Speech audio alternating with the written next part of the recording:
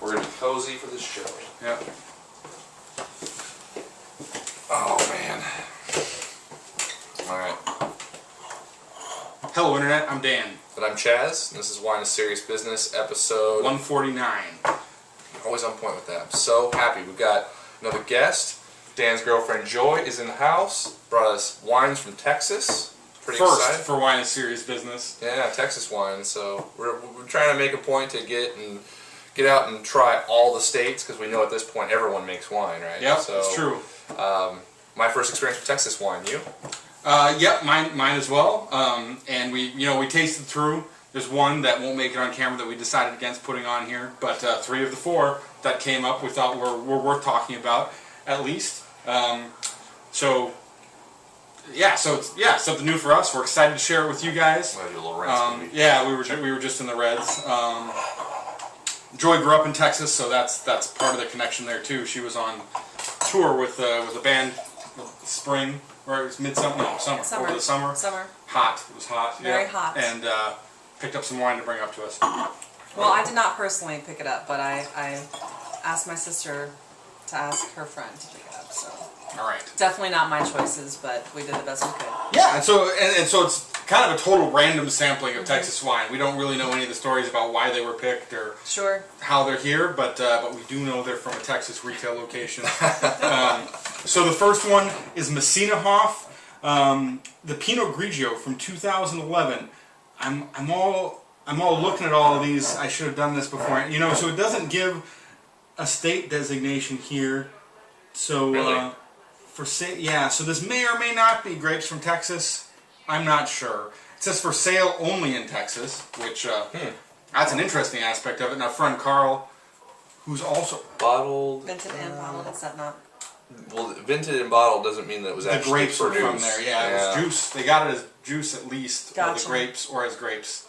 So we're not sure where it's all from. Whatever. But it's only for sale in Texas. Yeah. And our friend Carl, who's also from Texas, said it had the dubious distinction of being one of the first wines to be widely carried in convenience stores in the region. So, why is it dubious? Well, it's like 7-Eleven wine, right? Oh, all right. So, but we'll see. Convenience store. Sorry, I was thinking supermarkets. No. Yeah. Okay. Yeah. No, but right. but we'll see. All right. Doesn't smell bad. Nose is all right, yeah, really. It yeah. kind of good. And to be fair, we chilled it down pretty solid. Again, like with that recommendation, I'm like, I bet this isn't meant to be consumed at room temperature. Mm-hmm. It's sort of peachy. It's sort of like grapefruity in little places. Yeah. A little bit of ginger, maybe. Yeah. Let's pick. It smells completely reasonable. I mean, like very, very nice. Yeah. I think it smells nice. Smell like anything to you? Not too much, but I did want to say when initially tried it, and I don't know now because we don't know if it's specifically grapes from Texas, but growing up, like there's Ozarka water, which is a bottled water, and it has a distinct, like any water in any town growing up, it has a distinct, smell and taste, and so when I tasted it, it was like, wow, it kind of sent me back to the old school Houston city water, Crazy. That dirt kind of earthy water. Is it black dirt or red dirt or what kind of dirt is it? I don't think it's black. I mean, in Houston, it's black dirt. All right. Hill country, it quite possibly be, or Bryan, Texas, depending if it was actually truly from there. So. All right. Well, it should be. I mean, hopefully it is coming with that. It's got the Lone Star, seal. See, and that's cool. That's insight that we would not have on our own for sure. Really.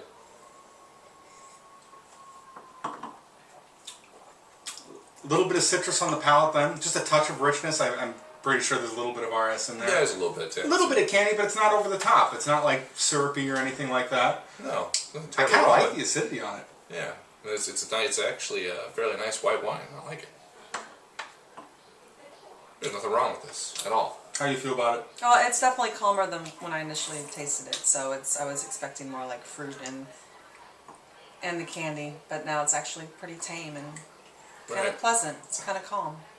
It's got a little bit of that stone fruitiness. It's got a little bit of the citrus we were talking about before. There is definitely just a little touch of sweetness in there, and adds a little bit of texture to it. It's sort of hollow in places, so you can tell that the quality level isn't all the way up to stuff, because it's the peaks and valleys, right, in the way it's tasted. But nothing terribly wrong with it. I mean, it's delicious. I mean, I would continue to drink the bottle if I was out drinking with friends or whatever. Yeah. No problem with it. A little bit of bitterness on there too. It's not something that I would ever really pick up, but yeah, if I was hanging out or like at a barbecue or something like that, this was sitting in the cooler. Done. Yeah. I'd pour another glass. So it, you know, it delivers, I guess, right? For I have no idea. See, and that's the thing. I asked my sister, like, tell me how much they cost. You know, we're gonna take a cut. This is worth looking up online. All right, we're back. This was $11. So, you know. Totally delivers the price point. Yeah. 81 points. It works the price point. Sure. Damn. I'll go up. I'll go up. No, 80. Yeah, I'll give it 80. I'll give it 82 points. There's a couple of the flavors I like, and I like that it's refreshing. You know, not a whole lot of excitement, but at the price point and with you know what you're getting when you get the bottle. So good stuff. Yeah. Cool. Wine number 2, Becker Vineyards Iconoclast Cabernet Sauvignon. Also, $11 or so. This is the 2010 version of that, so kind of interesting. It's not too often you see cab at that price point. But it's a cool thing about states that aren't so famous for wine production, right? You're not paying for the brand. It's very true. Nearly as much. Or the AVA where it's coming from. Yeah. Right? Which in some cases. So.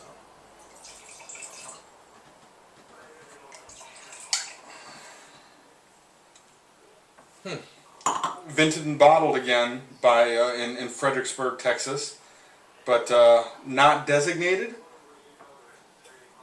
as any specific state or region. So again, we don't really know where the grapes came from. But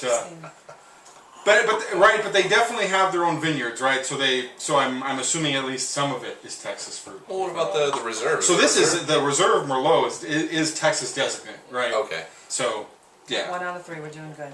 All right, guys.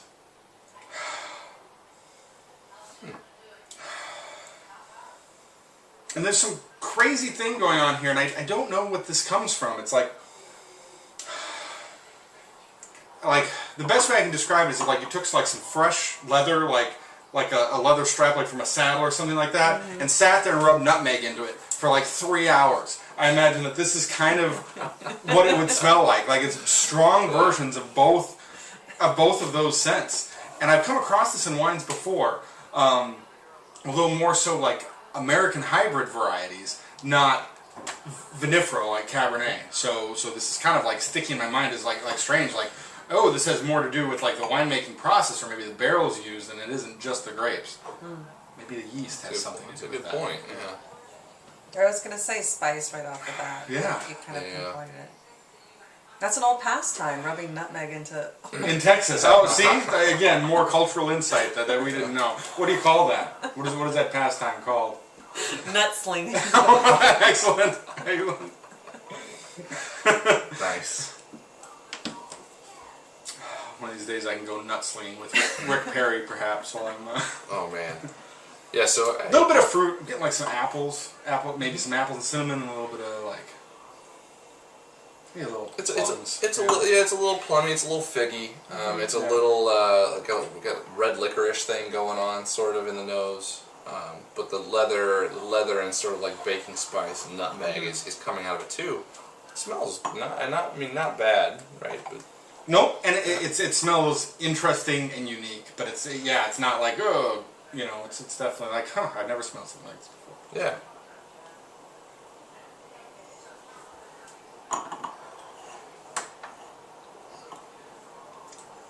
Starts out alright on the palate. Oh, that's interesting. Man, we tasted these right when we opened them to make sure they weren't corked and make sure there wasn't anything we really hated.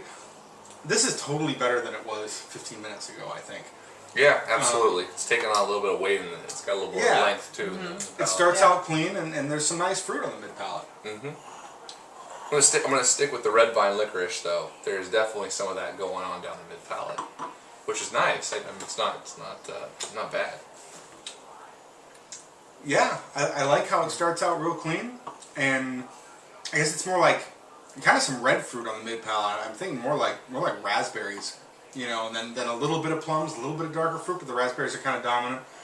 And that nutmeg and leather thing is strong on the palate. A little bit of tobacco, maybe like just a hint of tobacco on it. That makes sense. Yeah, the spice, right? I can totally see that. This is nice.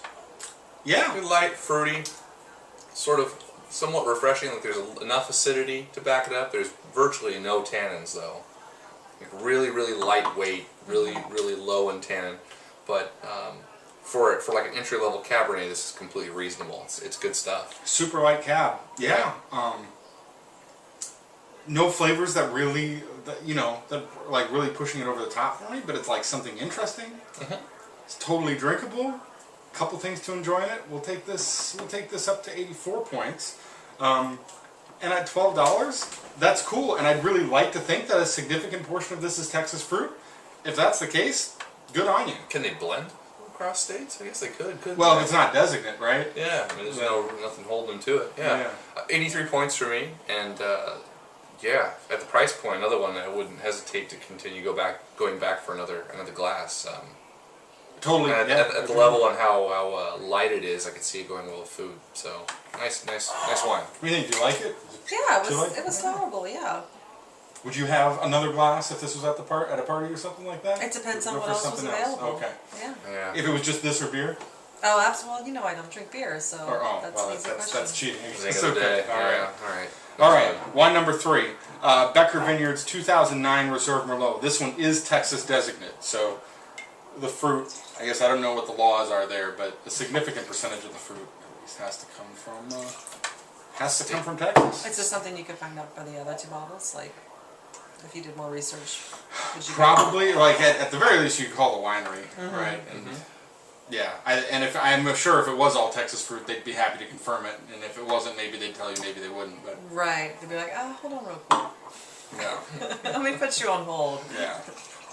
Be on hold for we don't 2.5 hours. discuss our blend. Yeah. Right. It's proprietary. It's a Secret. proprietary blend of fruits and spices. Like KFC out of the 26 herbs and spices. Right. Yeah, sorry. All right. We're getting into, I don't know. Definitely a heavier bottle. Heavier bottle, but like darker fruit and more oak. Immediately. I agree. Yeah, the vanilla is definitely starting to come through. It's still plenty of spice. A lot of vanilla. Nutmeg. You got me with the tobacco thing. Like, I think that definitely is kind of a component in these too.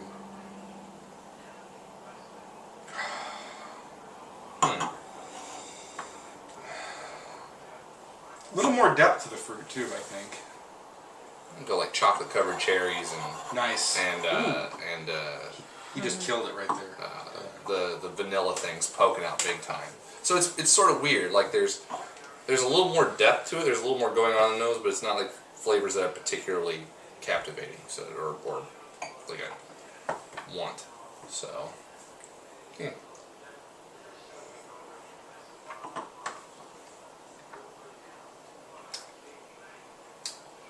Still clean across the palate again. Like they're definitely making a point of kind of like keeping the tannins from being too overwhelming. Like they're balanced, right? Like they work with the fruit without getting too strong, I think. It's pretty good. I mean, it's oaky, right? I mean, if we were like talking about something from California, like, oh yeah, over oak California or whatever, but it's like, this is, I think you could shove this in with a blind lineup of wines at the appropriate price point, and it would do okay.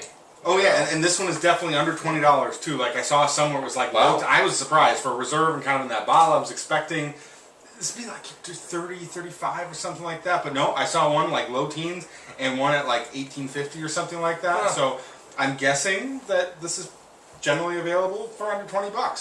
Right. Which, you know, not bad. Price point Not totally bad. delivers. Yeah. And this is one where, like, you know, if you wanna line this up with some hearty food, this is the steak wine, right? Like for Texas, at least of the lineup that we've had here, it's got a little more. Whereas the Cabernet, the previous one we tasted, didn't have a lot of tannins, didn't have a lot of structure. This is trying to get up some more structure, some more weight. I think dialing everything up a little bit. Some good plum fruit that's got a little bit of depth to it. A little less acidity here, but there's still enough. But I like how the fruit tastes on the mid palate. It's just smooth. It's very smooth. Just easy I will give it that. The tannins have sort of like almost like an ashy feel to them. Like sometimes we talk about like grainy or like you know, whatever, you say chalky chalky or yeah. dusty. This is almost like it's it's weird. It's an interesting feel to this wine. It's not something I'm used to. So cool, very cool wine. And then as I have that other sip, like this is the most I think I've ever experienced like just fresh plum fruit in a wine. Like I don't want to say like strawberries or blueberries or anything. I'm just getting like lots and lots of plum. I would agree with that. But it's enjoyable. The tann's not, or the oak's not kicking me in the teeth like you would think it is on the nose. The oak is way more forward. On the palate, it's a bit more balanced with the fruit going on. So yeah, it's good. What do you score? Scoring this one's tough. Yeah. I'm gonna take it 86. Took And, words right out of my mouth. and that's with some thought. But this is solid at sub $20. It's pretty cool. This would be a fun one if you got some wine geeks or something that you guys are gonna do a blind Merlot tasting. Fun. That you could slide this one in. I think it would do okay. Like it's pretty cool wine. And also just like with the presentation and everything, this is one of those things that I think lines up as like this is a good gift bottle because I think it'd be approachable by a pretty wide range of people, right? Like obviously like super nerdy connoisseurs that only drink Bordeaux or whatever are not going to be amused. But if you want to bring a bottle of wine that someone's going to enjoy to their house, that's a good pick, right? That's a great reasonably point. priced, nice presentation. And delicious. I would be happy drinking my share of the bottle over the course of an evening. So. Yeah, really good. Cool. What do you think? Good? I definitely, I mean, out of the two, definitely. Just smooth, easy drinking. Definitely something that you can bring to a nice dinner and no one would really know. Yeah, or it would hold up, right? Yeah, Like, it would absolutely hold up. Yeah. I mean, it depends on, who's your guests are, and definitely, it holds true on its own. It's good. I was expecting really, really poor descriptives and kind of. No, I would sit there and drink the bottle with my friends, no problem. Yeah, and I think our friends would, I think would this one enjoy a holds up. glass as well. This too, one stands up on its own. And to be made totally with Texas fruit. Good. That's cool. Yeah. So thanks a lot for bringing this stuff up. Yeah, no problem. Yeah, thank you. It's fun to try, and now it's time for you to ask a question of the audience. Well, I'm curious, with all, like, I've done a lot of traveling, and we just recently went to Montana, so now I've officially gone through all 50 states. But what is your favorite states outside of California, Oregon, and Virginia for going and having local wines? Like, is there a state that you... We're going to cut Washington out of that, too. I'm going to jump in. Okay, all right. There's a lot there, too. But. And Washington. Well, I think Oregon and Washington are so close. The Northwest. All right. The West Coast. No West Coast and no Virginia. What's your favorite? New York. That's where I think if I was going to pick one to go taste at, it would be New York. But I'm a Riesling guy, right? Like a trip to the Finger Lakes is in my future. I don't know when, but I got to do it at some point. Well, I'm not the Riesling guy. I am a Riesling guy in New York. I'd be there with you. Yeah. And I guess a follow-up question of the day, if that's possible, like, have you been to Texas? Was it exciting for you? Did you hate it? Did you like it? Is there anything that was outside the Alamo and, a lot of humidity and... That's kind of a cool question. So, your favorite state outside of the big wine producing states, and tell us stories about Texas. Good or bad? I've never been to Texas. It's not bad. We'll have to go. All right, we'll see you guys next time. Cheers.